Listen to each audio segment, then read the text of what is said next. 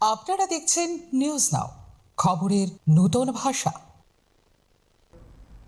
নবনির্বাচিত ত্রিপুরা প্রদেশে বিজেপি কিষাণ মোর্চার রাজ্য সভাপতি প্রদীপ বরণ রায়কে শান্তিরবাজার বিজেপি মণ্ডল কার্যালয়ে সংবর্ধনা দেওয়া হয়। ফুলের তোড়া দিয়ে তাকে স্বাগত জানান দক্ষিণ জেলা কিষাণ মোর্চার সভাপতি সত্যব্রত সাহা সহ দলীয় নেতৃত্বরা।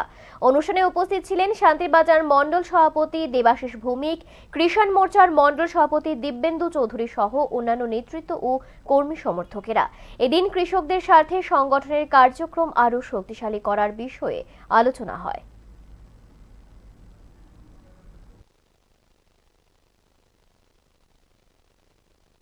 যশস্বী প্রধানমন্ত্রী অবতার পুরুষ নরেন্দ্র মোদীজির যে ভারত সরকার, এই সরকার বারবার আসুক ইলেকশনে, মানুষ বিজেপিকে ভুল না বুঝুক। সিপিএম এবং কংগ্রেস যেইভাবে আমাদের নামে কুৎসা রটনা করছে, এদের কোনো বেস নেই। পায়ের নিচের জমি চলে গেছে।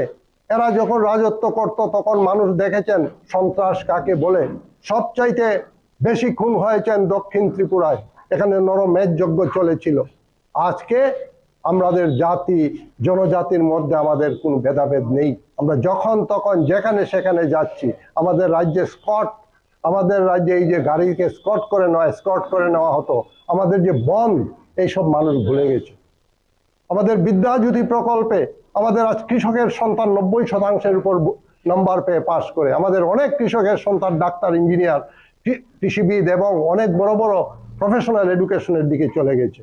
এটা আমরা আগে কল্পনাও করতে পারিনি। যার বাবা ক্ষেত মজুর, যার বাবা খেতে কাজ করেন, উনার সন্তান ডাক্তার হবে, ইঞ্জিনিয়ার হবে। এটা আমাদের সরকারের জন্য হয়েছে। শিক্ষা ব্যবস্থা ধ্বংস হয়ে